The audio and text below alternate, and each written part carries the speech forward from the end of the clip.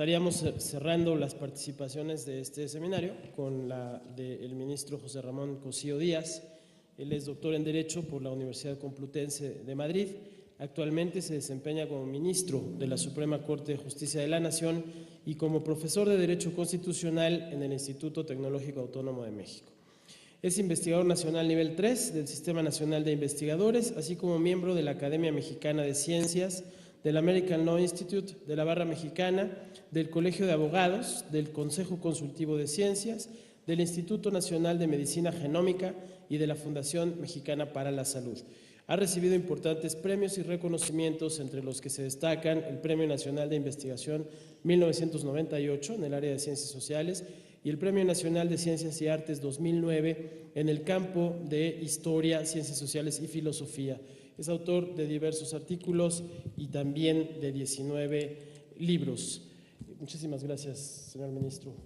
Muchas gracias, muy buenas tardes a todos. También quiero agradecer la invitación.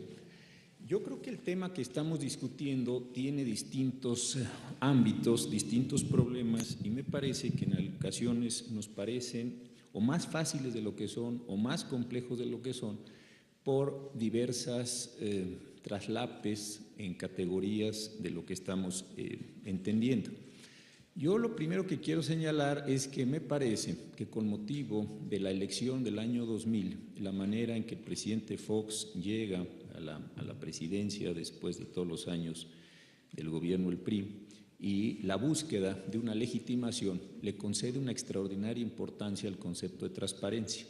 Creo que la transparencia se hace prácticamente un elemento de legitimación en ese momento, que ya lo tenía de las urnas, pero también un elemento de legitimación del ejercicio cotidiano del poder. Entonces me parece que en ese momento construimos a la transparencia como una categoría muy importante, insisto, de legitimación, de entendimiento de las prácticas públicas, de la apertura, del combate a la opacidad, del combate al viejo régimen, etcétera, etcétera. Entonces quedó esto, me parece a mí, en el imaginario colectivo como uno de los objetivos centrales que debiéramos tener. Y me parece que en esa misma idea quedó bastante menguado el concepto de la vida privada, del derecho al honor, de la protección de los datos y una serie de categorías que se han ido sobreponiendo a la Constitución y a la discusión poco a poco, y me parece de una manera errática. Yo creo que esto es lo que genera distintos problemas desde mi punto de vista. ¿Por qué razón? La fracción segunda del artículo 6º de nuestra Constitución lo que dice es que se va a proteger el que no se divulgue una información que se refiere a mi vida privada. Y eso suena bien, pero fíjense ustedes cómo está dentro del contexto de un derecho de acceso a la información, dentro de este contexto es transparencia al que me estoy refiriendo. Posteriormente se reforma, todos lo sabemos, y más bien se adiciona al artículo 16 un segundo párrafo para generar un derecho a la protección de datos personales muy robusto. Pero en ambos casos lo que vale la pena mencionar es que estamos ante derechos fundamentales que operan frente a las autoridades. Y esto me parece central señalarlo. En los ejemplos que ponía Mónica, que son ejemplos muy importantes, ella misma lo señalaba, no se está violando el derecho por una autoridad. Y creo que sí tenemos que empezar a hacer estas distinciones muy importantes, porque si no vamos a acabar entendiendo cosas diferentes todos, y me parece que a partir de ahí vamos a ser muy ineficaces en la protección de los derechos. Yo sé que estoy diciendo cosas muy básicas, pero a veces es necesario, insisto, regresar a estos temas. El problema que tenemos es que la Constitución sí nos protege frente a las autoridades públicas por vía de los derechos fundamentales con una serie de elementos. Esta protección a los datos personales, el que no se abran nuestras comunicaciones privadas, el que las intervenciones que tengamos estén autorizadas, el que nuestra correspondencia sea respetada y el que la información relacionada con nuestra vida privada se respete. Por supuesto que esto, si lo llevo al ámbito judicial, parece simple. Sin embargo, en el ámbito judicial, la propia Ley Federal de Transparencia y Acceso a la Información Pública Gubernamental es bastante, déjenme decirlo así, deficiente en la forma en la que trata el tema. ¿Por qué razón? porque primero se nos dice qué son los datos personales. Entonces, bueno, está esto en el artículo 2 y sabemos que son aquellos o que se refiere a la información concerniente a una persona física identificada o identificable. Y uno diría, bueno, es bastante claro esta misma condición. Posteriormente, cuando hablamos de información confidencial, se nos dice que se considera como tal los datos personales que requieran el consentimiento de los individuos para su difusión. Y ustedes dirían, bueno, si se va a difundir un dato, yo tendría que dar mi consentimiento para tales efectos. Sin embargo, en el artículo 8.6, el Poder Judicial de la Federación deberá hacer públicas las sentencias que hayan causado estado o ejecutoria y las partes podrán oponerse a la publicación de los datos personales. Entonces, ya no es la persona la que viene y me dice que si está autorizándome a publicar o no, sino que en sentido negativo me está diciendo qué es lo que le gustaría de su sentencia que yo no publique. Consecuentemente con esto, ¿qué sucede? Que toda la sentencia, en principio y por default, es pública. Y en esa sentencia hay una enorme cantidad de elementos personales que ni siquiera voy a abundar porque lo han tratado muy bien los compañeros de la mesa. ¿Qué pasa? Yo publico sentencias, las subo a internet y las pongo a la mayor disponibilidad. ¿Por qué? Porque parto del paradigma de que era importante la transparencia para abrir el Estado mexicano en ese problema y en esa imagen que tenemos de los elementos políticos y para que mi actuación como juez y la del resto de mis compañeros en el Poder Judicial de la Federación sea controlable socialmente. Solo que ustedes nos digan que no quieren que se publique algo, nosotros estaríamos obligados, de acuerdo con esta ley, a no publicar ese algo.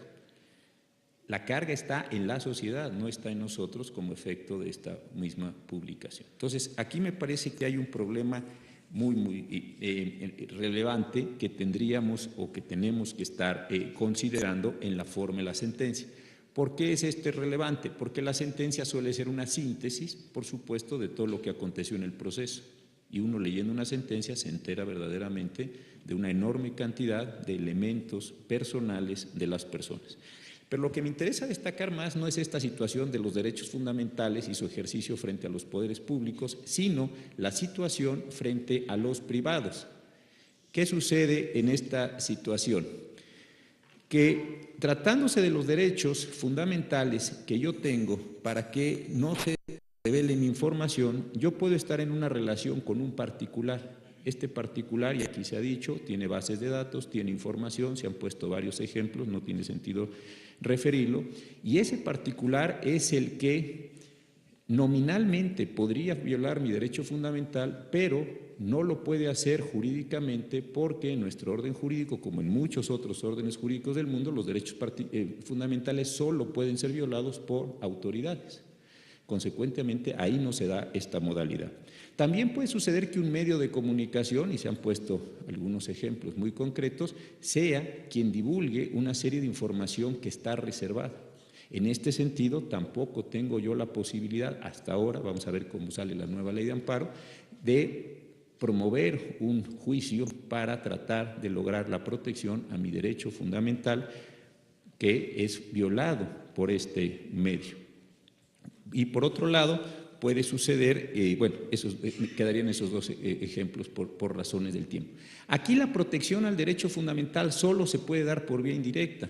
Es el particular el que primeramente tendría que ir a una acción civil o a una acción penal y contra el resultado de esa acción civil o de esa acción penal tendría que ir en juicio de amparo para que indirectamente nosotros consideráramos si no la actuación de la autoridad, del particular, sino la actuación de la autoridad que resuelve el litigio promovido por mí, es o no es violatoria del derecho fundamental. Como ven ustedes, es un camino indirecto y bastante azaroso.